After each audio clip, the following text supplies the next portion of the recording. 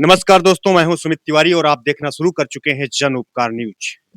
UGC 2026 की guidelines के विरोध में तमाम सवर्ण इस समय आक्रोशित हैं और आक्रोश में आकर के कहते हैं जोश में होश नहीं खोना चाहिए।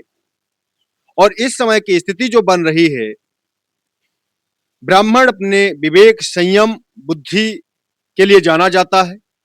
सवर्ण होशियार माने जाते हैं, लेकिन कभी कभी जोश में होश खो देना यह बुद्धिमत्ता नहीं होता। हाल ही में जो कल 26 जनवरी थी, कल 26 जनवरी की एक बहुत बड़ी खबर दोस्तों सामने आई। अलंकार अग्निहोत्री सिटी मजिस्ट्रेट पीसीएस अधिकारी थे बरेली के, इन्होंने इस्तीफा दे दिया। बाद में जब मीडिया में सरगर्मी हुई तो इन्हें निलंबित भी कर दिया गया शासन की तरफ से। ऐसी जानकारी हम सब लोगों के बीच में आई। सवर्ण बहुत खुश हो रहे थे। मैं पूछना चाहता हूं सवर्णों से, इसमें खुशी जैसी बात क्या थी? एक सवर्ण ने अपने रोटी रोजगार को लात मार दिया, क्या ये कोई अच्छी बात थी? मेरे हिसाब से ये अच्छी बात नहीं थी। यूजीसी कानून का विरोध करने के लिए और भी तमाम प्रकार के फंडे हैं। मैं पूछना चाहता हूं, क्या किसी सांसद ने, किसी मंत्री ने, किसी विधायक ने अभी तक इस्तीफा दिया? क्या किसी कानून का विरोध करना या धरना प्रदर्शन करना, किसी चीज का मांग करना, क्या इस तरीके से भी संभव हो सकता है?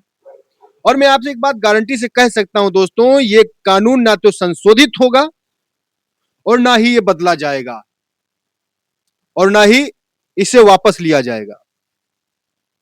अब आप सोच रहे होंगे कि मैं ऐसा क्यों कह रहा हूं। दोस्तों इसका कारण भी बताएंगे, आप लोग वीडियो में लास्ट तक बने रहिए। लेकिन सबसे पहले हम अपने सभी सवर्ण भाइयों से अनुरोध करना चाहेंगे, विरोध करने के बहुत तमाम सारे माध्यम हैं।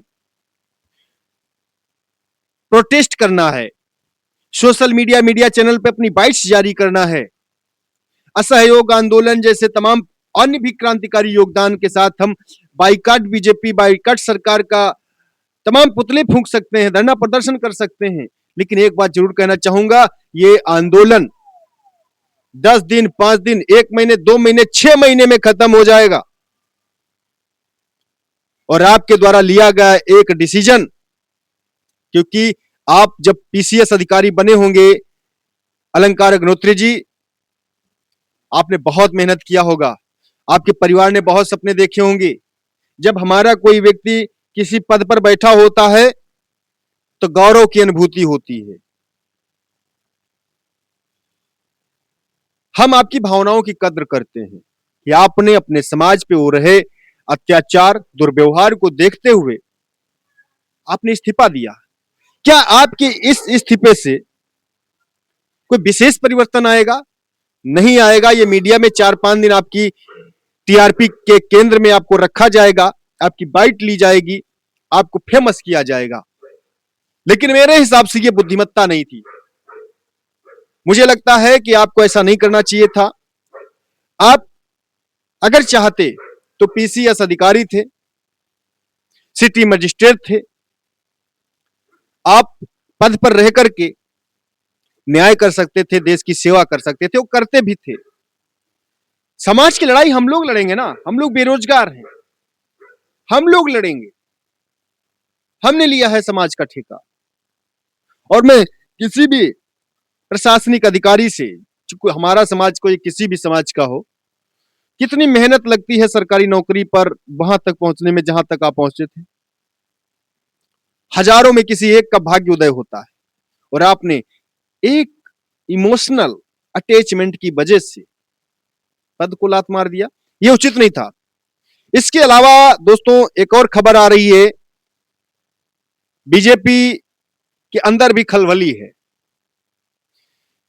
अब तक जानकारी के मुताबिक 11 से 12 जो है पदस्थ, जो है यानी छोटे लेवल के, कोई मंडल मंत्री बना दिए जाते हैं, महामंत्री बना दिए जाते हैं, बूथ अध्यक्ष बना दिए जाते हैं।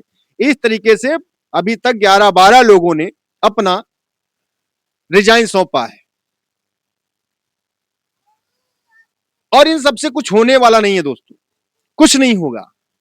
और मैं गारंटी से कह सकता हूं कुछ नहीं होगा। सरकार का जो इंटेलिजेंस सेक्टर है, ये चीजें जो हम आप सोच रहे हैं, क्या लगता है ये सरकार ने नहीं सोची होंगी? सरकार ने पहले सोचा था यूजीसी बिल लाया जाएगा, सवर्ण लोग विरोध करेंगे। कितने दिन चिल्लाएंगे? 10 दिन, 15 दिन, 20 दिन, 1 महीना, और एक समय के बाद टाए टाए फिर सो जाएंगे। अब आपको समझना यह होगा कि सरकार ये यूजीसी बिल क्यों वापस नहीं लेगी।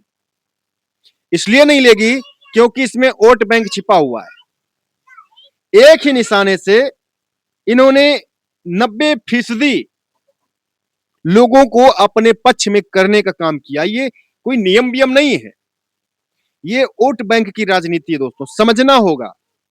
अभी तक क्या होता था, SC ST Bahujan Samajwadi party के कोर वोट माने जाते थे, ओबीसी बिन पेंदी के लोटे माने जाते थे, किधर भी जा सकते थे। बीजेपी सरकार आई, इसमें यह हुआ कि जो सवर्ण हैं वो तो बीजेपी के कोर वोटर हैं, और सच्चाई भी लगभग थी। लगभग में 70 से 80% लोग जो सवर्ण हैं वो बीजेपी के कोर वोटर थे। वो जाएं भी तो कहां जाएं, क्योंकि उनके माथे पर सनातन, हिंदू और भगवा थोप दिया गया, राम मंदिर थोप दिया गया, सनातनमय सरकार है।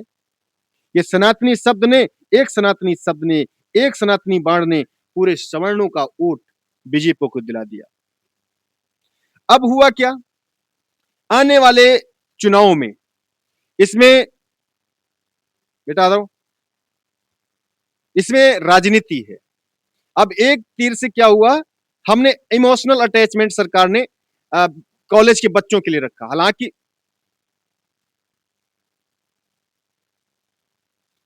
अब क्या होगा, एससी एसटी वर्ग भी बीजेपी के साथ जुड़ेगा। और सबसे ज्यादा अब दिमाग लगाइए, हमारे प्रधानमंत्री मोदी जी कौन सी कैटेगरी से आते हैं? ओबीसी से। ज्यादातर मंत्री सांसद विधायक कौन है? ओबीसी। ये जो एससी एसटी एक्ट लगाया गया, कानून लाया गया, इसका सबसे ज्यादा उपयोग ओबीसी के लोगों पे हुआ। डाटा रिपोर्ट कहती है लगभग 70 से 80% ओबीसी समाज के लोगों पर एससी एसटी केस लगाए गए। अब समझना ही होगा एससी एसटी वर्ग के लोगों को